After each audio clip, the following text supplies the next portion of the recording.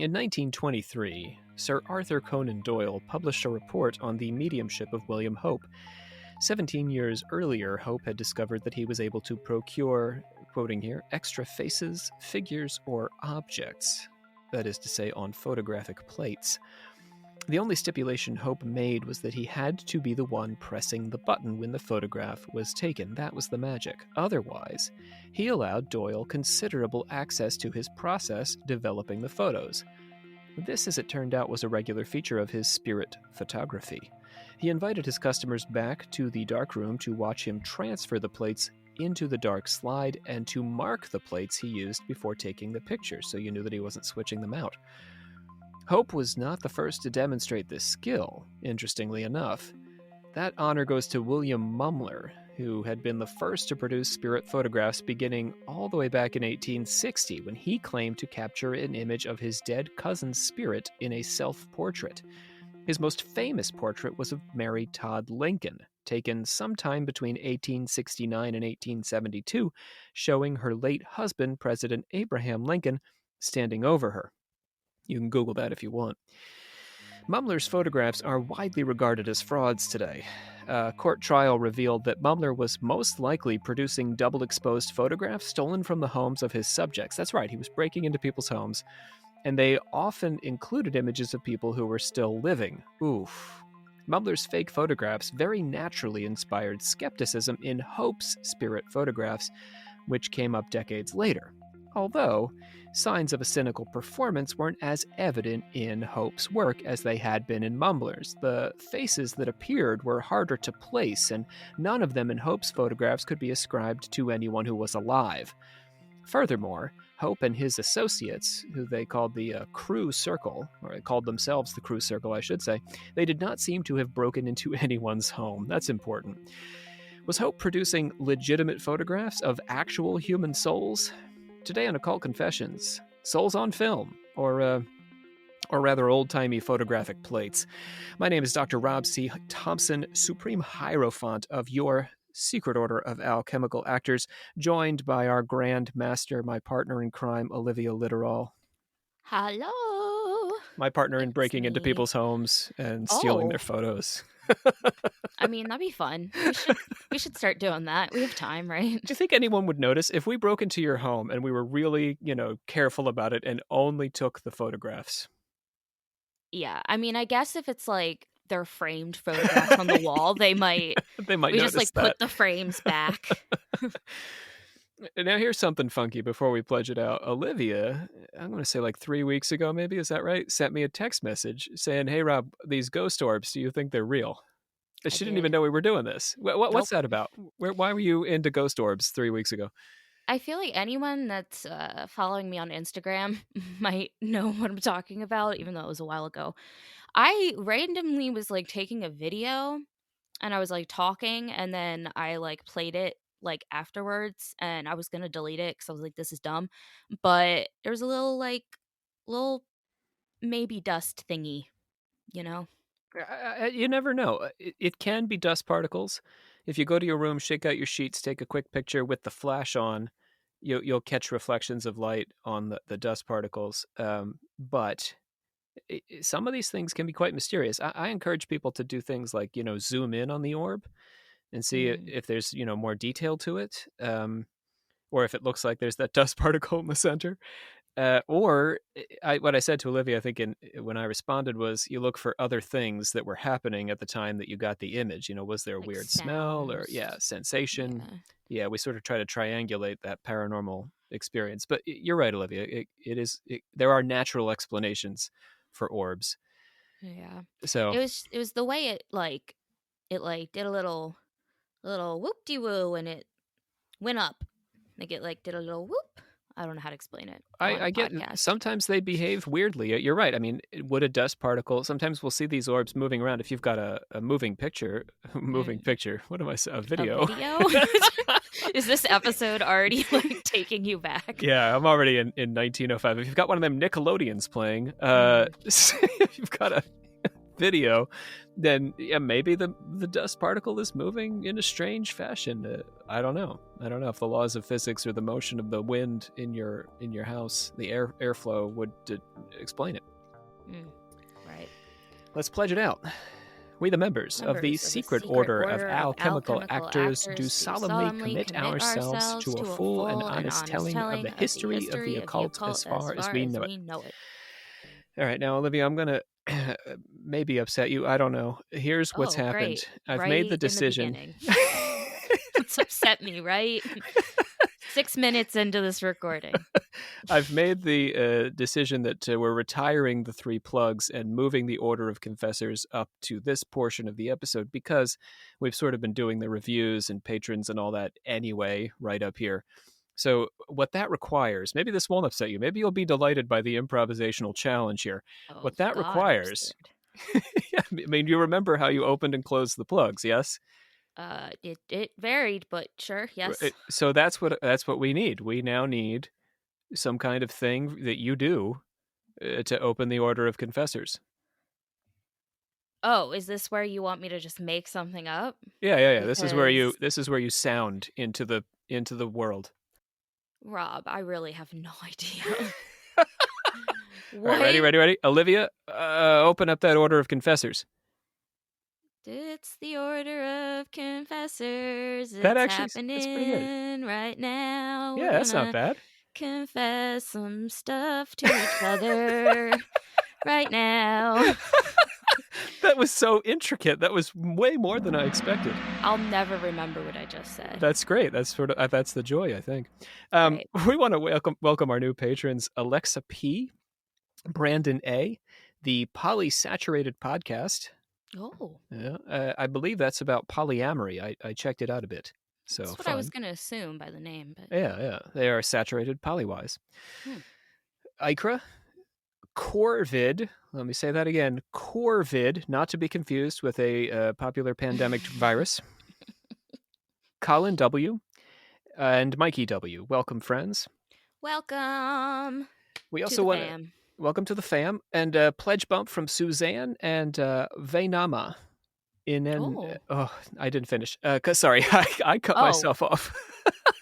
It's Vainama inen M. Vainama inem. Oh.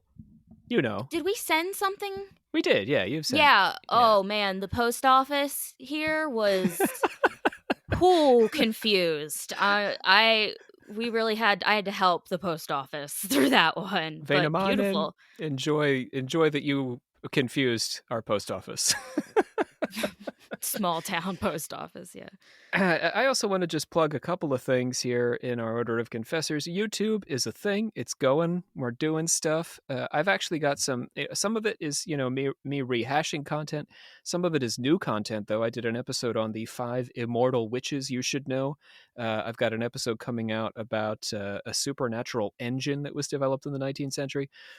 Or so John Keeley says. I think his name is John. So Keeley says. Anyhow, check it out. Go over Occult Confessions on YouTube. Olivia's going to be developing some content for YouTube as well. It's going to be our next big thing. So by all means, get over there and what do they say? Smash that like button. Oh, no, we're not. I don't know. I don't say that. People. I don't say that on YouTube, but it's a YouTube thing, is it not? Subscribe. Like and subscribe. We say that here. Smash that like button. We say that on the...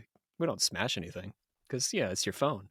Maybe we should. Smash that follow button. I don't know what is. Speaking of smashing, Spotify has stars now. I kind of like this. It's not, you don't get to write things about us. You just have to rate us 1 to 5 stars. So if you have not, all of our Spotify folks, this is your big chance to feed us some stars. I know that we can't then say anything about you, but our love is out there waiting for you if you just feed us some stars. It's just lingering in the air around you. Yeah.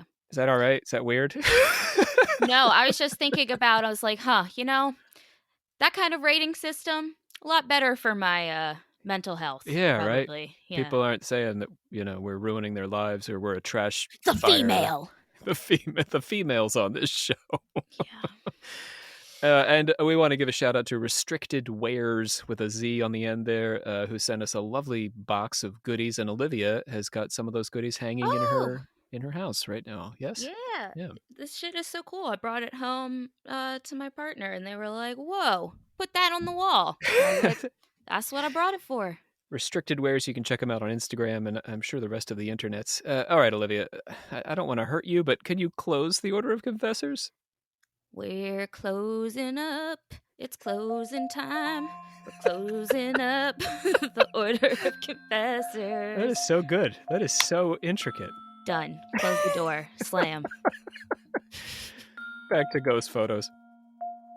In addition to being the creator of the discerning and sharp-eyed Sherlock Holmes, Arthur Conan Doyle was an avid and sometimes credulous paranormal investigator. He wrote a history of the spiritualist movement. Think about that for a second. And was a member of the Society for Psychical Research. Fascinated by what he'd learned of Hope's process, remember that guy Hope at the beginning? Doyle decided to test the photographer, the supernatural ghost photographer Hope himself. He bought his own photographic plates, he marked them before they were placed in the camera, and he watched them as they were developed. The photograph that appeared amazed Doyle.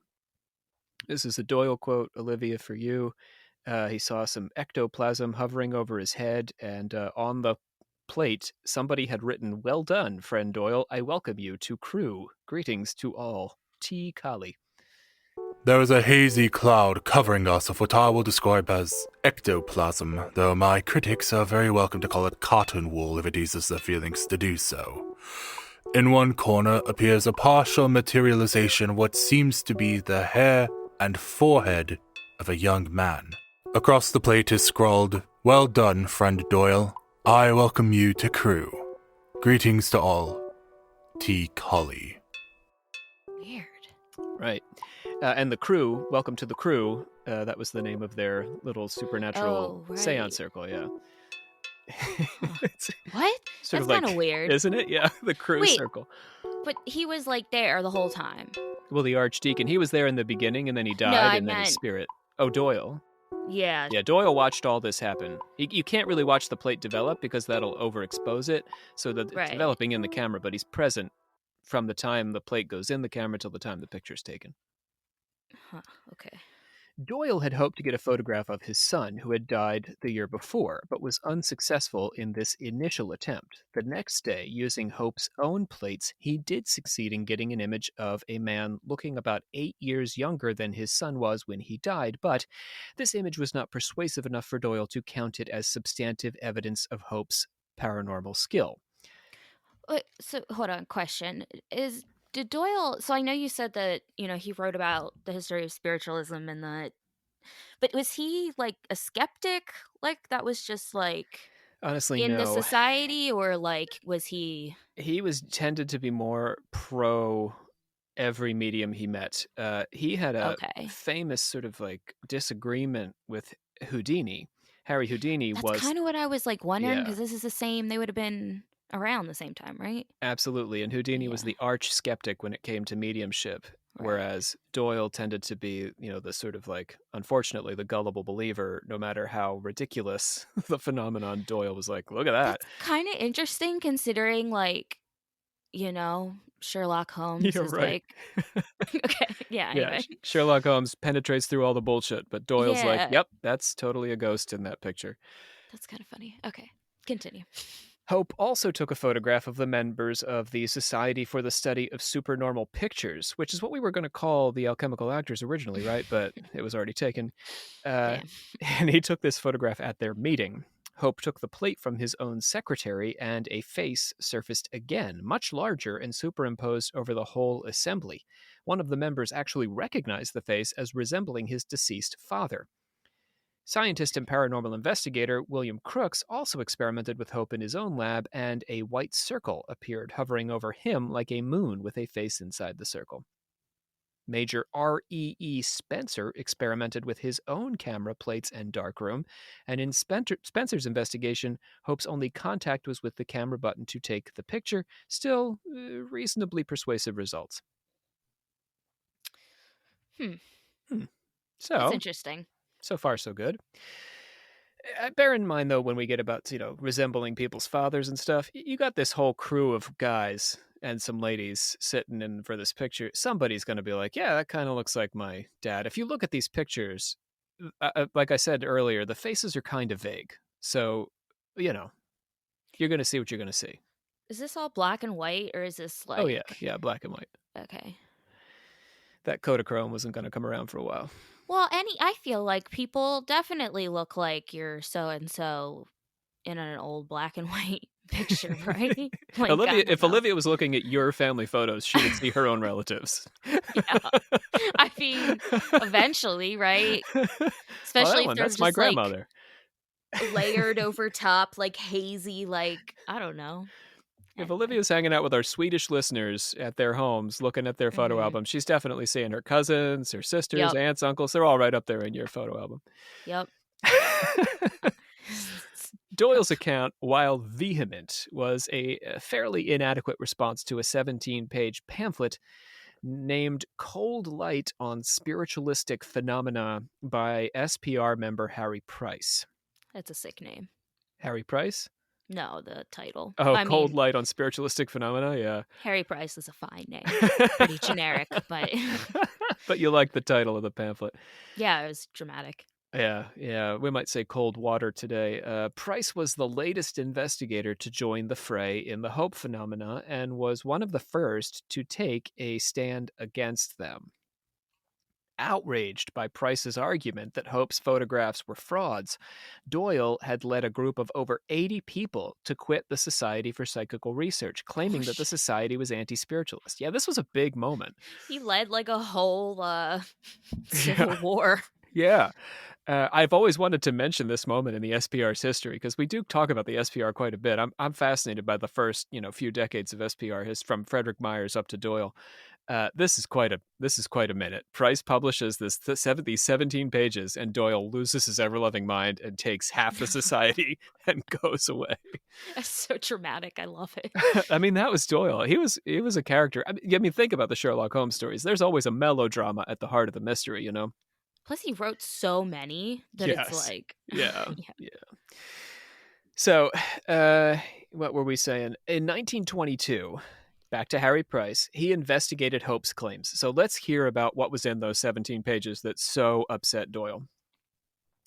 After securing an appointment with Hope for a sitting, Price went to a photographic plate manufacturer, namely the Imperial Dry Plate Company, with which we are all familiar. Oh, Limited. Oh, now I'm familiar. Rob. Yeah, yes. right, yes. Coca-Cola, never heard of them. Coca-Cola LLC. Ah, right. Right, yes.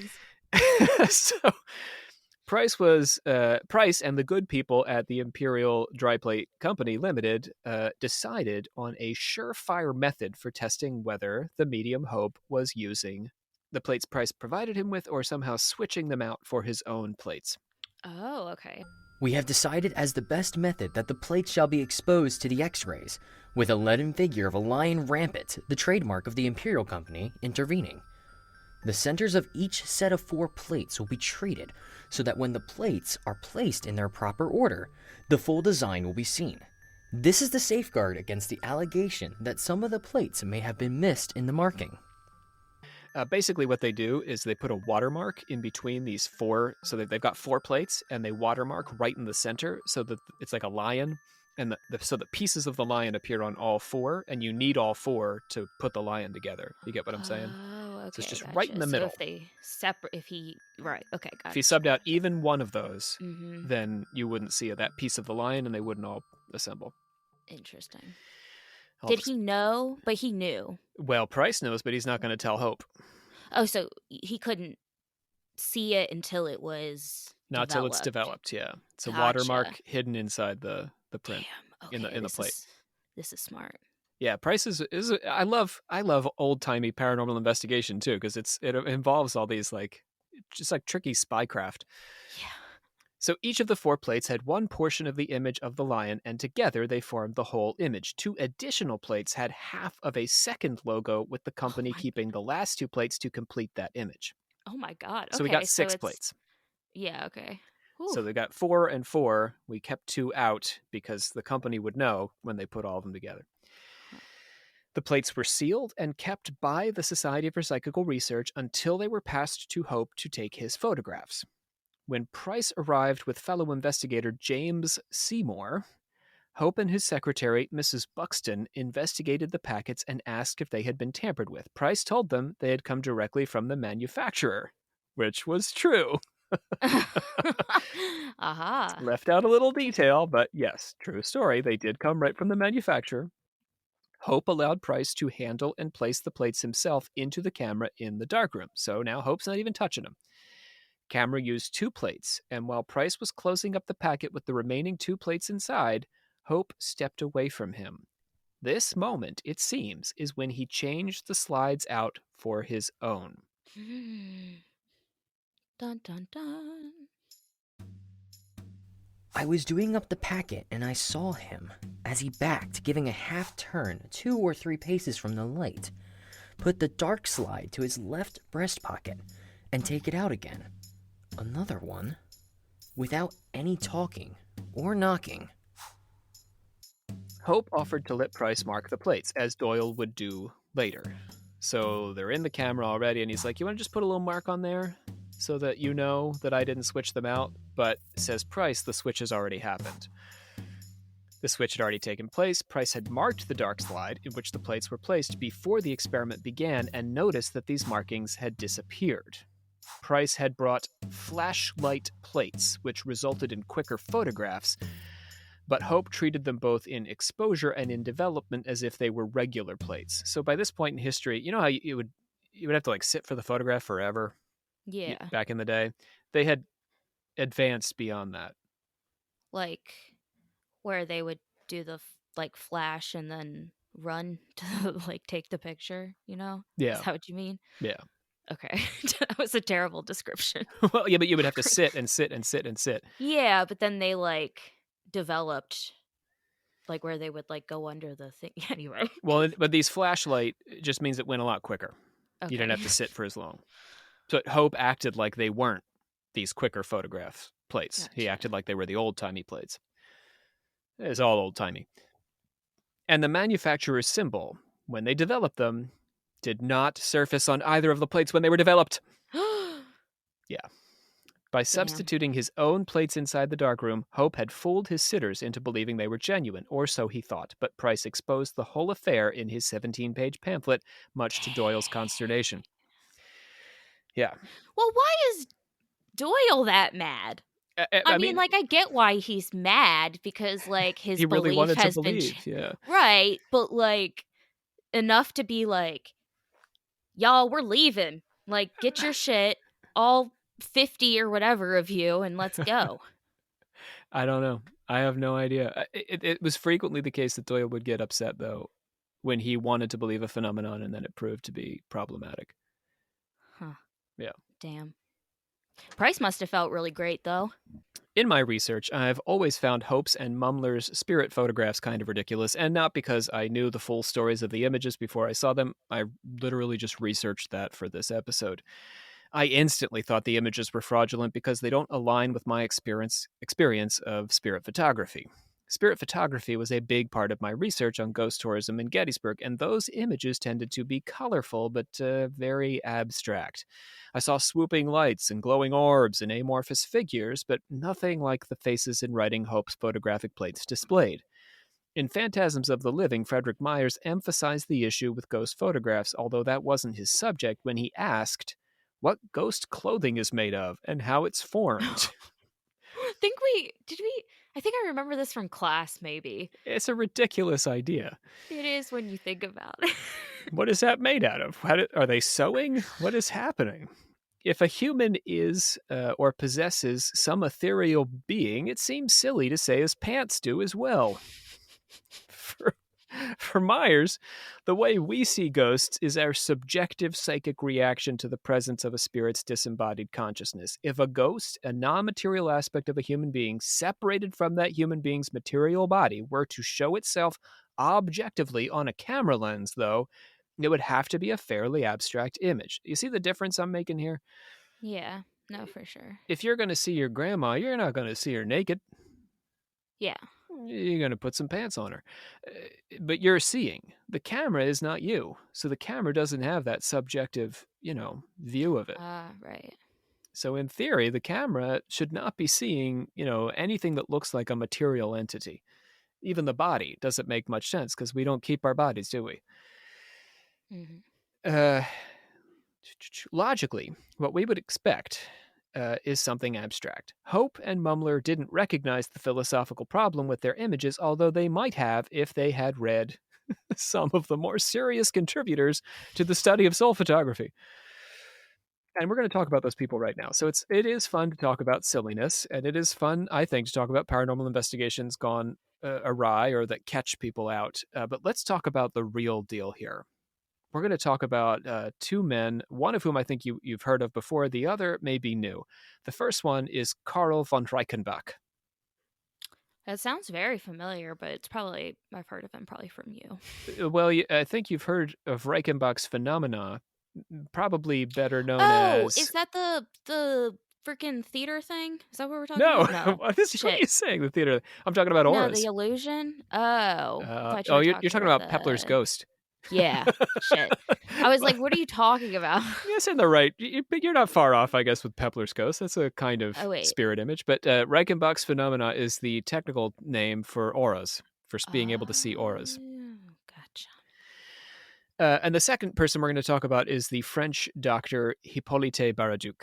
So German scientist Baron Karl von Reichenbach, French doctor Hippolyte Baraduc. We're going to start with Reichenbach. Karl von Reichenbach argued for the existence of the odd, with a 1D, OD, which is okay. Fun, odd. It's a universal vital principle, which he had named after the god Odin. Oh, okay, that makes more sense now. Yeah. I was like, why is it... Okay. Why is it odd? We should have Brianna around. Although this doesn't get any further into Norse. This is it. This is the end of Norse paganism. As far as it goes, yeah. Well, he is German, so I guess it makes sense.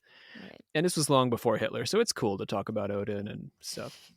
He was born in 1788. He married Friederike Louise Erhard and had 5 children with her, but they died young, all of them, and he never had grandchildren.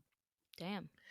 Erhard came from a rich family, so he married up, and Reichenbach lived off of her largesse and took his time exploring various fields of study. So he married a rich woman so that he could just screw around. It's like if I had married a rich woman and just like podcasted now. Yeah. Damn. Or, screwed around. Did the things I do. Right. Devised theater and podcasted and, screwed around. But this is what his screwing around entailed. This was serious stuff. He initially focused on metallurgy and the carbonization of wood. He studied byproducts of carbonization, namely tar, and discovered paraffin. Oh, so science. This is real science. Yeah, he's a science man. Okay. But science in the early 19th century was just screwing around. Like, that's just like guys who have nothing better to do. They're not getting paid for it. I mean, how else did Newton figure out his shit? Right. He had to have the free time. I should be a teacher the way that I explain things. I think that people will be more comfortable with it than sometimes how they hear it. In 1833, when a meteorite fell near Glasgow, he turned his attention to the study of meteors. I mean, that's what I mean. He's just like, oh, look at that. That's cool. This is science to me. Yeah, there's some science over there. I'm going to play with that. So he discovered the Glasgow meteor with a team after an 11-day search. So it landed, and then they went out looking for it. Damn, that's sick. That's so fun. Yeah, I mean, it's much more I don't know, enlightening, I think, or at least feels better than searching for a body or something, right? Yeah, no, this is so much more fun. Yeah, he gathered one of the largest private collections of meteors, actually. Damn. And he developed a classification system for meteors. Shit. He was a meteor dude. Meteor dude. He published 23 papers in organic chemistry and 28 papers on meteors. Okay, so this is crazy. How is he getting to... Continue. Right. It's a little bit like Alfred Russel Wallace, the guy, a co-discoverer of evolution who got way into the paranormal. This is Reichenbach.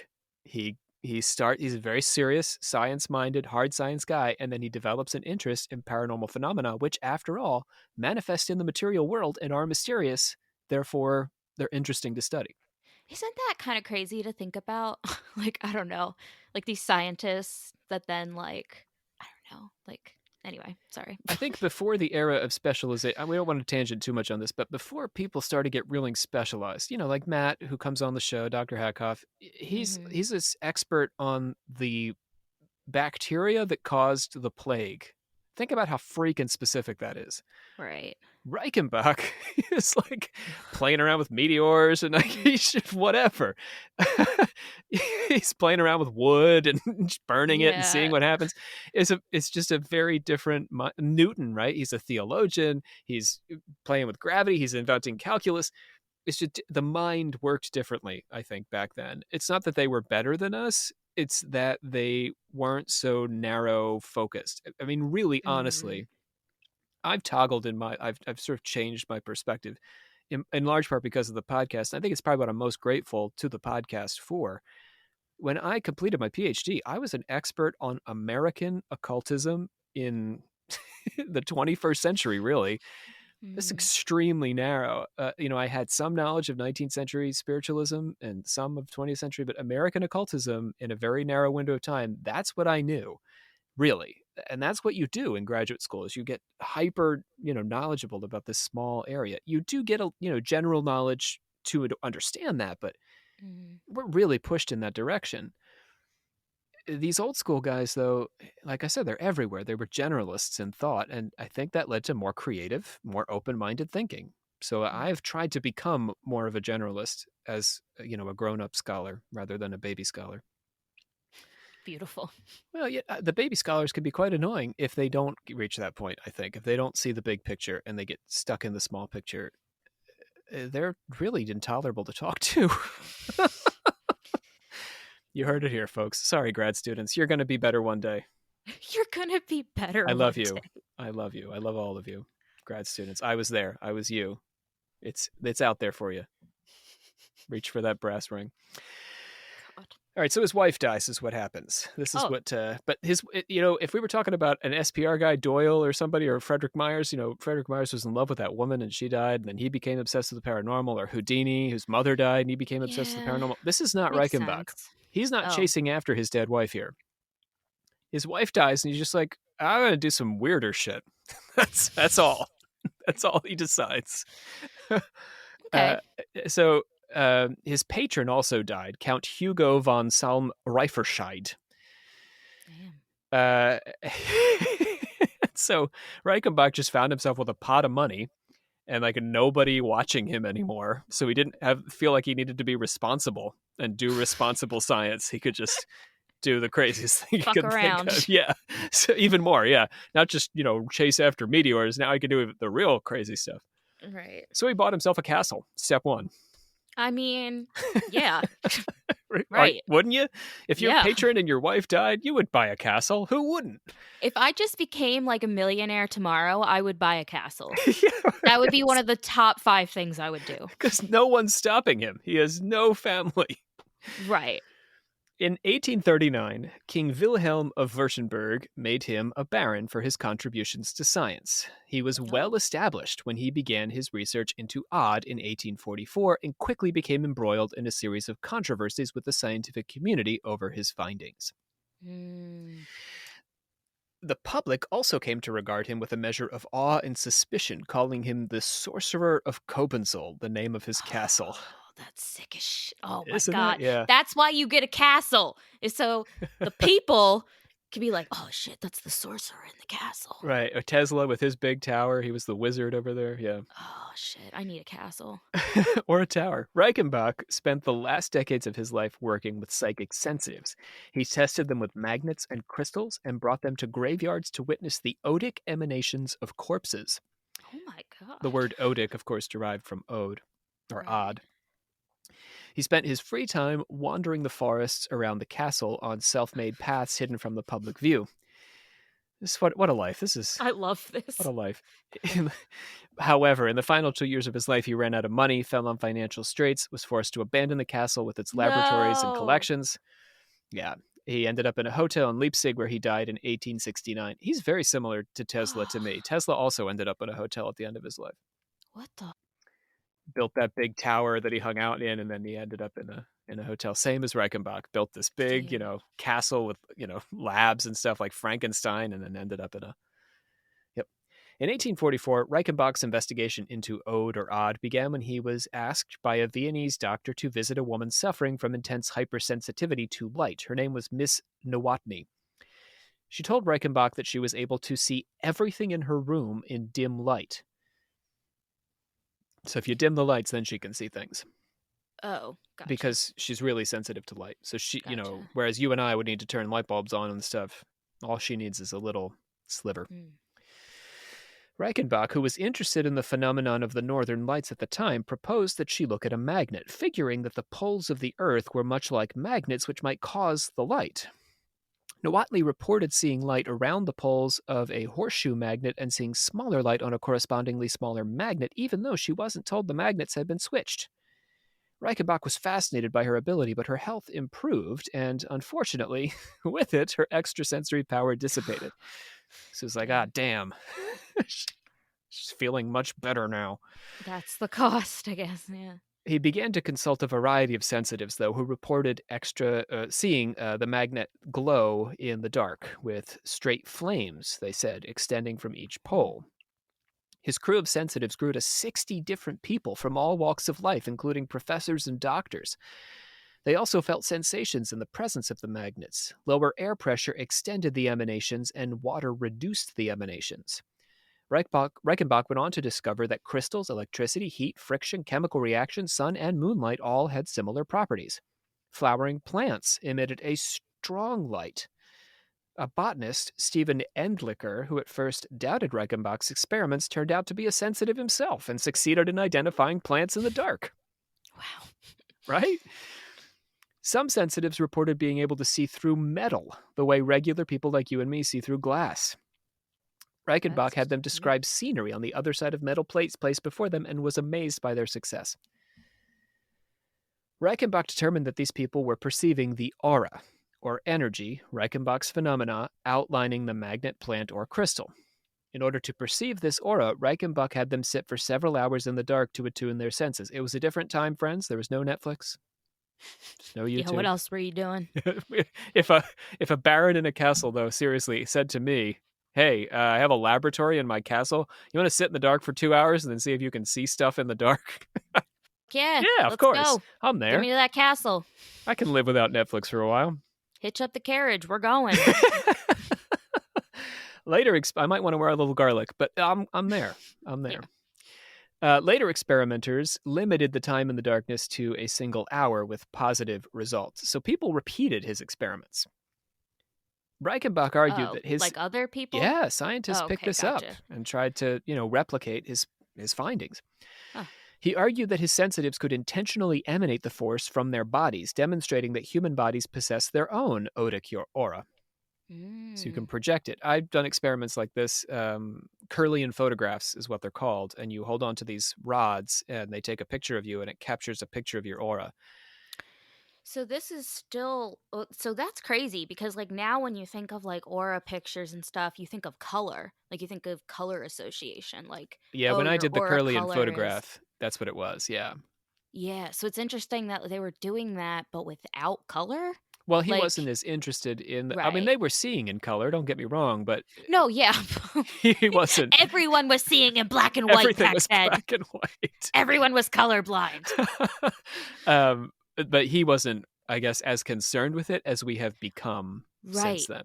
I just think it's interesting that now it's like, because we can do pictures in color, I guess is why we're so focused on color. Yeah.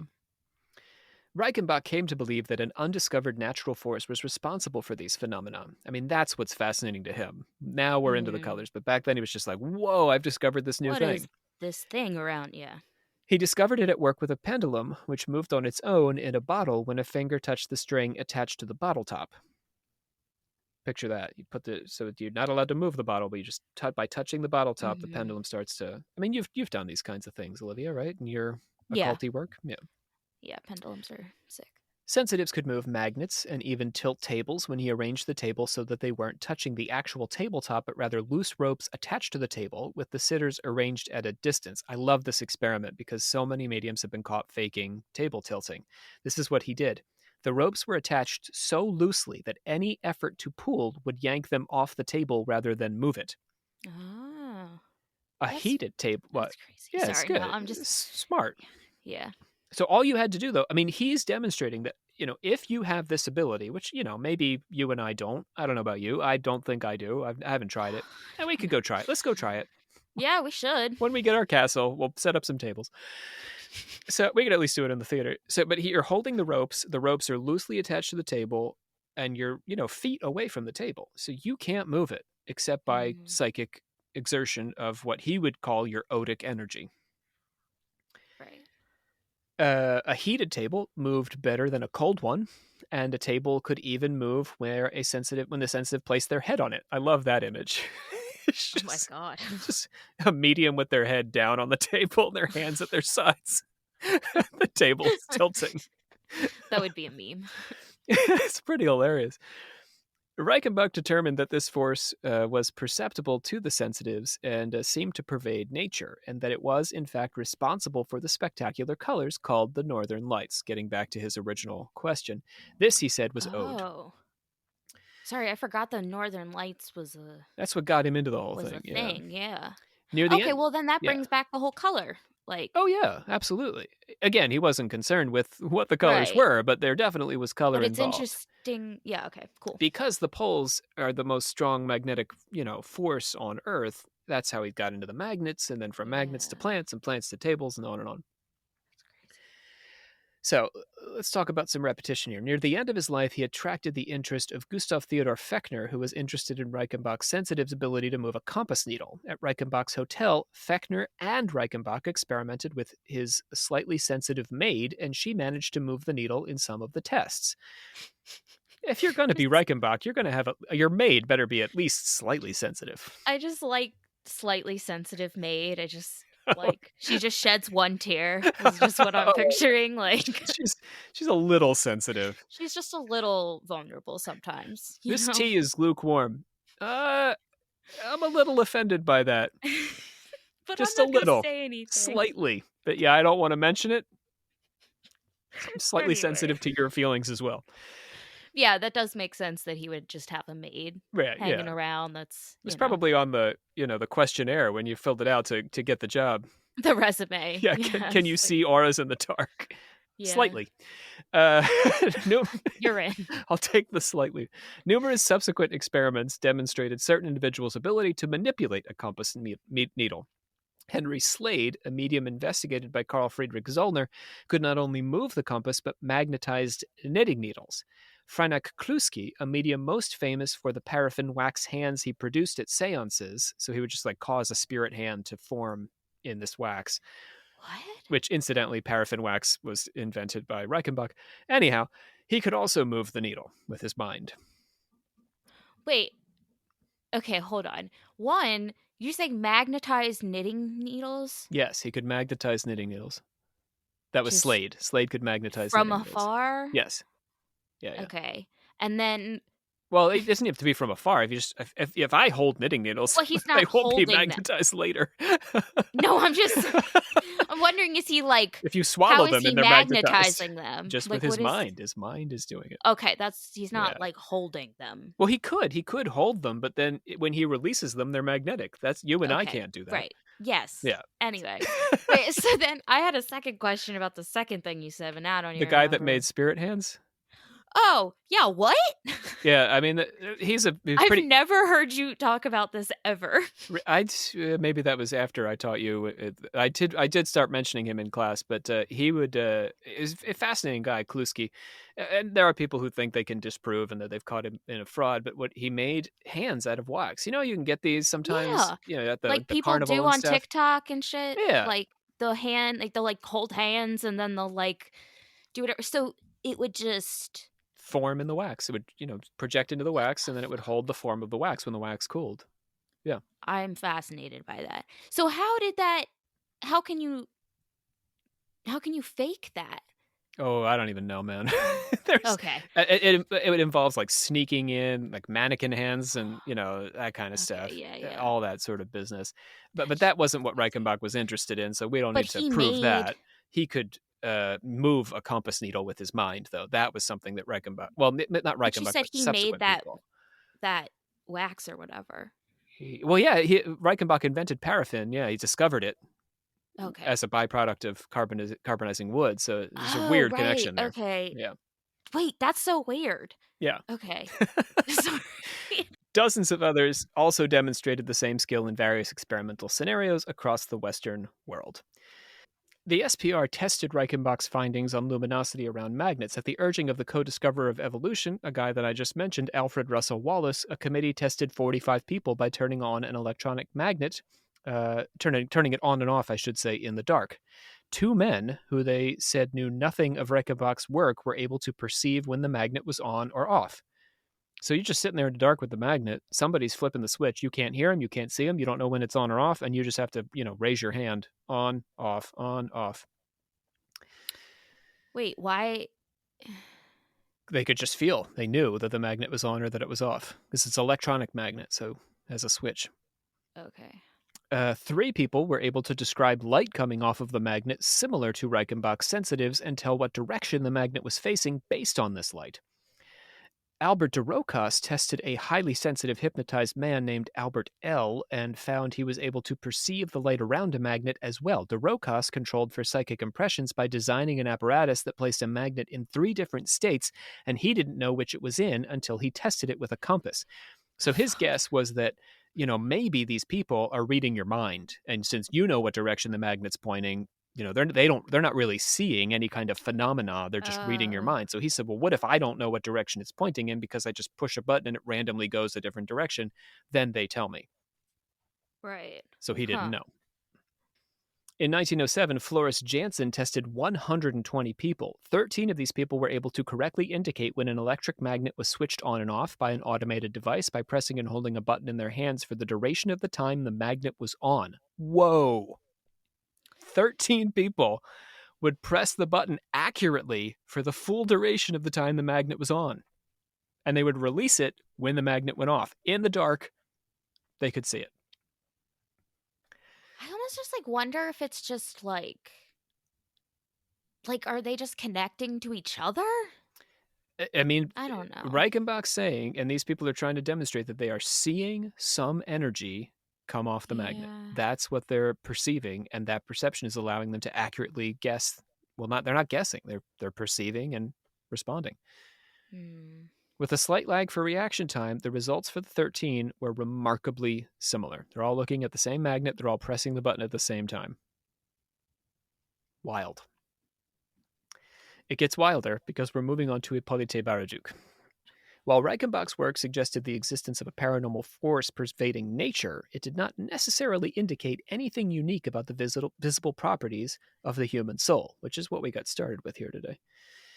In 1913, Hippolyte Baraduc published his account of how he'd captured what he understood to be abstract images of the soul in The Human Soul, Its Movements, Its Lights, and the Iconography of the Fluid Invisible. I love this book, by the way. It's a long-ass title. Well, it's an early 20th century, 19th century title. True. Baraduc was a medical researcher on the staff of the Salpêtrière Hospital. He argued that there is a fluidic invisible that becomes visible through its own intimate, luminous, and intrinsic force. This cosmic life or odic fluid is not energy, heat, or electricity, but it can give birth to these things. So it can produce energy. But we're way past ectoplasm, right? Yeah, I mean, it's, kicking around in the background, as one of the original theories about this. Ectoplasm really, though, to me is that this energy is pulling matter, and that's what's creating ectoplasm. But the energy precedes the ectoplasmic whatever. The ectoplasm is just the stuff that somehow comes out of the atmosphere. But what is pulling that stuff together would be this odic energy. And again, Hippolyte Baraduc is not saying that, nor is Reichenbach. I'm just sort of trying to connect them. They're talking about the energy at the heart of this phenomenon. Right. I just think of a haunting in Connecticut. It's what I think of when I think of It's whatever the energy is that's moving things or what have you. Yeah. There are 4 centers for our cosmic fluid body: the cerebral, the cardiopulmonary, the gastric, and the genital. Each center has its own radioactive zone of vibration. The fluid body is our astral body, which mediates between the soul and the physical body. So this is a little bit theosophical. The right half of the body exerts an attractive force, and the left half exerts a repulsive force, so that they cancel each other out. So we have Huh. balanced.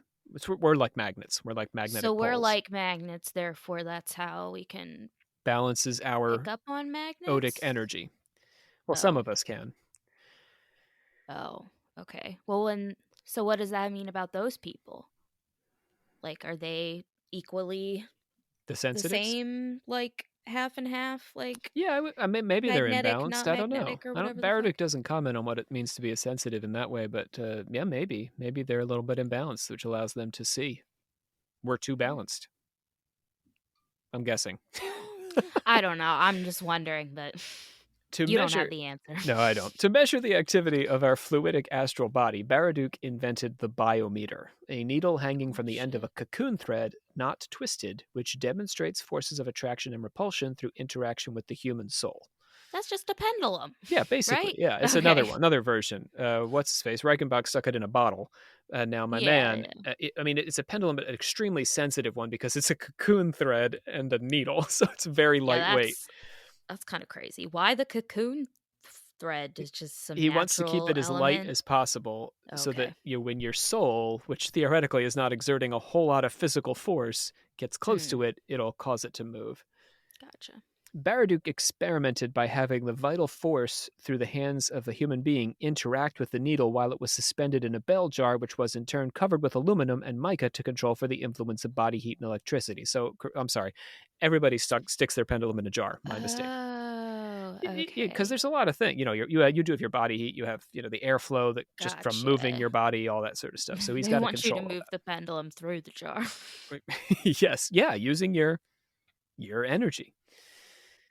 You should get a jar for yours, is what I'm trying to say. Well, I feel like a lot of times now the way you think of a pendulum like working is that you're using not necessarily your own energy to find things, but like something else. Yeah. Something else is guiding you, so that's why it's kind of interesting. Yeah, my men are more interested in your stuff. Makes sense. What's in you. Science and what they're studying. Because if something else is moving your thing, damn, that's a complicated question. What is that thing? Oh, yeah, that's man. not. That's too complicated. Yeah. Yeah. We can say it's coming out of you. That's at least we have an origin place for it. Right. The biometer showed the relationship between the material and astral bodies. A weakness in the material body precipitated strength in the astral body. Go back to Reichenbach's Mrs. Nowotny, or I think that was her name. She wasn't feeling too good, and so she was sensitive. But when she felt better, she wasn't so sensitive. The more physically weak you are, the stronger your spiritual sense. The meek shall inherit the earth. The more the material body is lacking in force, the more the vital body makes attractive appeals to the cosmic life which surrounds it, and with it establishes an intimate and harmonious exchange. Baraduc extended his experiments with the biometer into photography. In 1907, he photographed his wife Nadine 20 minutes after her death and captured an image of 3 white clouds hovering over her body. Okay, that's morbid, but right. Okay, yeah, guess he was. Well, my grandfather died. My grandmother had pictures taken at the the viewing. That was a thing too, though. People used to do that. In the there's so many pictures you can go to antique stores and find just dead Victorian children. It's terrifying. Baraduc, though, I think he did this on purpose. I don't think he was doing this, for himself. I think he was doing it because he really wanted to capture an image of his wife's soul, and he, I think, was hoping to. That's kind of. It's kind of romantic. Yeah. Aw, this will make a great. I don't know. At least to you and I guess it's romantic. We'll watch this movie. Yeah, Lifetime. It's a Lifetime original movie starring that girl from Full House. So, from this experience, he developed the idea of psychicones, or images of the soul captured on photographic plates. Do you say psychicones? Psychic cones, like ice cream cone, but psychic. Literally like psychic cones. Yeah, psychic cones. Baraduc produced them by exposing photographic plates to a research subject's hand. So you just get your hand close to the plate and we get your aura, or, your psychicone, which is a little bit different from auras. Baraduc used mythological terms to define the abstract images he captured. So it would produce these weird abstract images, and when he's just sort of like trying to get the exposure of your soul on the plate. And so he would come up with these funky names for them. There was the Veil of Isis, the Web of Persephone, and the Cloak of Tanith. He believed that ancient mythology reflected truths and forces of nature, which technology was now demonstrating scientifically. Through his photographs, Baraduc attempted to capture extreme emotional states and also extrasensory ability like clairvoyance. A boy in mourning for his dog showed on the photograph with a cloud around his head. Is sweet. A My woman heart. Yeah. diagnosed as mentally ill showed a strong predilection for clairvoyance in her photograph. So certain things that would show on the image would show that you're clairvoyant. And so when he photographed her mental illness to him in the photograph also indicated that she had some psychic ability. Love that. Through this work and engagement with the literature of the Theosophical Society, particularly Helena Blavatsky's tripartite soul, which I mentioned earlier, Baraduc developed a typology of these otherworldly forces from the universal to the individual level. So all things are like this, therefore we can say this about you. Drawing on Reichenbach, he created his own definition for ode. The individual soul is part of the universal soul. Its separation from the whole makes of it a special individualized form. A particular center, which is in communication with the universal cosmic life in such a manner that the vibrations or reactions of the cosmos or those of our cellular vitality affect each other, as if the cutaneous surface were only a fictitious limit between the universal force of the life and the individual force of life. Mediating between the ode and the individual soul is the somad, or fluidic specter, and living luminous double of the material body, which is subordinate to the soul. Remember, friends, this is the Doppelganger series. That is a mouthful. Yeah, your somad is your I'm saying it one more time. The fluidic specter and the living luminous double of your material body, subordinate to the soul. So doppelganger. It's your doppelganger, yeah, Got it. absolutely. It's your fluidic body, yeah. That's It crazy. respires by drawing in the cosmic forces of the ode and emanating the forces of its own ob, or projections of the will, or psych-ob. The ob and psych-ob are essential for reining in and subordinating the astral forces of the universe to the individual's intelligence. So inside of you is this fluidic body that's breathing in the energy of the universe and then expressing out your own individual psychic energy. Like you breathe in and out, in oxygen, out carbon dioxide. He explained that astral light connects the heavens and the earth and is the primary occult substance or vital force. When subordinated to intelligence, it becomes functional and creative, but left to its own devices, it is self-destructive and would consume all of creation. This light is not spirit itself, but it touches spirit, which acts on, modifies, and multiplies it. So we got the spirit inside of us, then we have this body, then we have material body. And we can't let the mediating body get out of control. The individual soul is a particle of the universal soul surrounded by the cosmic fluid it has collected around itself during its existence. In many ways, the soul forms its own cocoon in the form of the somad and of the material body, animating matter through its energy and will. In one of my favorite quotes from the text, Baraduc says that life is before all a rupture of immobility. Damn. Yeah. Isn't that cool? Everyone just think about that one for a second. Yeah. Huh. Everything is stillness. Everything is, no movement. And then life ruptures that stillness. Crazy. If Mumler and Hope were discouraging frauds, then Reichenbach and Baraduc were, in my opinion, if you can't tell, inspiring investigators. Their discoveries, much like Meyer's work and other mysteries explored under the auspices of the SPR, linger as unexplained phenomena. Unlike the findings of traditional empirical science, they depend on some subjectivity. In Reichenbach's case, we must rely on the reports or abilities of specially endowed sensitives. Not just anyone can perform these feats. In Baraduc's work, we must apply our own subjective interpretation to the images he produced. Mumler and Hope make us worry about too much involvement from the human side of things. We are much more comfortable studying humans as material specimens than as complex beings because our complexity includes a capacity to dissemble or lie. like Hope and Mumler did. But Baraduc's psychocones and Reichenbach's ode are complex by definition, bridging the realms of objective evidence and subjective experience. This is a legitimate site for the production of new ways of knowing, but one that is generally excluded from the strict confines of what is defined as legitimate inquiry. There is too much philosophy, too much interpretation, too much variability for these findings to be entered into our general scientific understanding. They point to metaphysics that make strictly materialist science uncomfortable and offer a glimpse of a world humanity as a whole has only barely begun to explore. Oh, I love these guys. Yeah, that was crazy. Final thoughts? I feel like my little orb is pretty weak.